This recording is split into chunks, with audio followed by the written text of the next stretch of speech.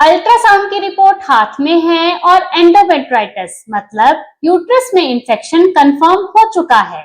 समझ में नहीं आ रहा कि क्या किया जाए, तो आज का ये वीडियो आपके लिए है। My self doctor Divya Saini, homeopathic consultant, gynaecological और क्रॉनिक डिजीजेज में डील करती हूँ। वीडियो को एंड तक जरूर देखें, लाइक शेयर सब्सक्राइब करें। आज का टॉपिक है एंडोमेट्राइटिस मतलब इन्फ्लेमेशन ऑफ एंडोमेट्रियम, और आम भाषा में समझे तो यूट्रस की अंदरूनी लेयर में इंफेक्शन की वजह से सूजन आ जाना। आइए सबसे पहले समझते हैं कि कैसे सिम्टम्स दिखाई देने पर आप ये समझें कि आपको एंडोमेट्राइटिस मतलब यूट्रस में इंफेक्शन हो सकता है।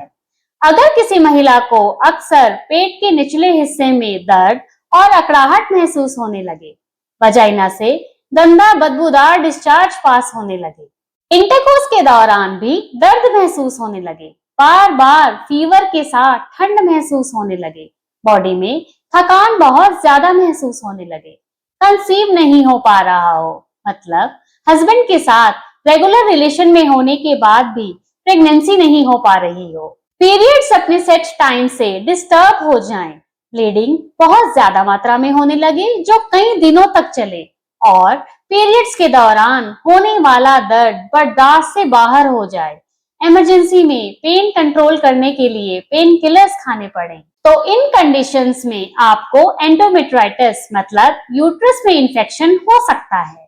ये इंफेक्शन बैक्टीरियल, वायरल या फंगल किसी भी टाइप का हो सकता है।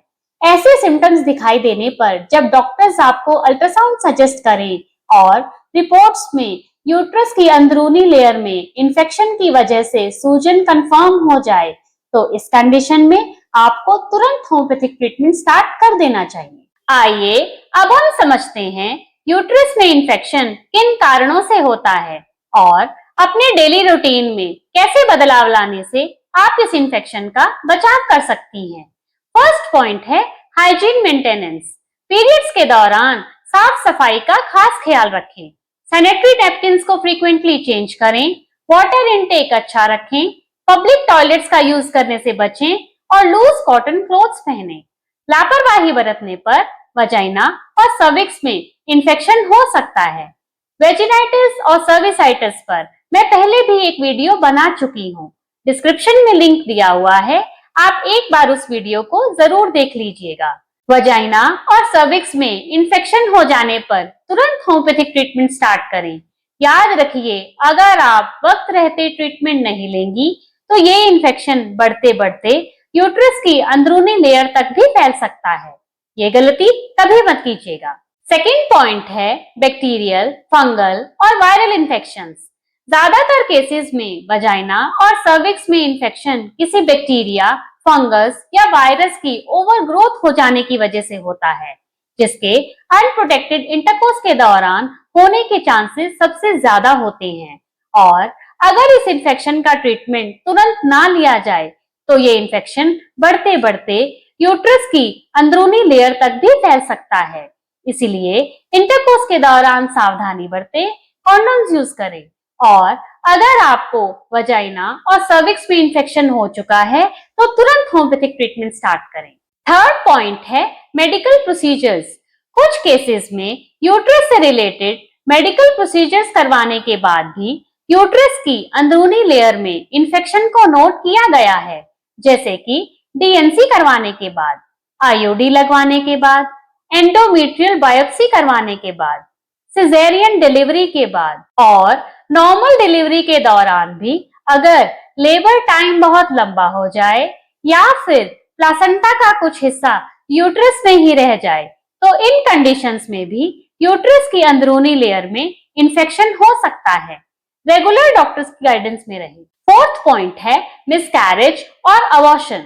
कुछ केसेस में मिसकैरेज और अबॉर्शन के दौरान अगर यूट्रस की सफाई पूरी तरह से ना हो पाए, कंसेप्शन का कुछ हिस्सा यूट्रस में ही रह जाए, तो इस कंडीशन में भी यूट्रस की अंदरूनी लेयर में इंफेक्शन हो सकता है। इसीलिए मिसकैरेज या अबॉर्शन होने पर लापरवाही ना बरतें, प्रॉपर ट्रीटमेंट लें और रेगुलर डॉक्टर्स की गाइडेंस में रहें। अगर आप इन सभी आदतों को अपने डेली रूटीन में शामिल करेंगी तो आपको एंडोमेट्राइटिस मतलब यूट्रस की अंदरूनी लेयर में इंफेक्शन होने के चांसेस बहुत कम हो जाएंगे। लेकिन अगर आपको ये इंफेक्शन हो चुका है तो भी इसमें चिंता की बात बिल्कुल नहीं है। नेक्स्ट वीडियो में मैं आपके साथ एंडोमेट्राइटिस का एक रियल केस शेयर करूंगी, जिसे देखकर आप आसानी से समझ जाएंगी कि कैसे एडवांस्ड होम्योपैथिक ट्रीटमेंट ऑप्ट करके आप इस इन्फेक्शन को आसानी से सॉल्व कर सकती हैं। याद रखिए, अगर आप सही वक्त पर ट्रीटमेंट नहीं लेंगी तो ये इन्फेक्शन बढ़ते बढ़ते फैलोपियन ट्यूब्स और ओवरीज तक भी फैल सकता है और किसी बड़ी गायनेकोलॉजिकल डिजीज का रूप ले सकता है। सो our best advice to all our viewers is opt homeopathy before quitting upon your disease। मतलब बीमारी से हारने से पहले होम्योपैथी अपनाएं। Thank you.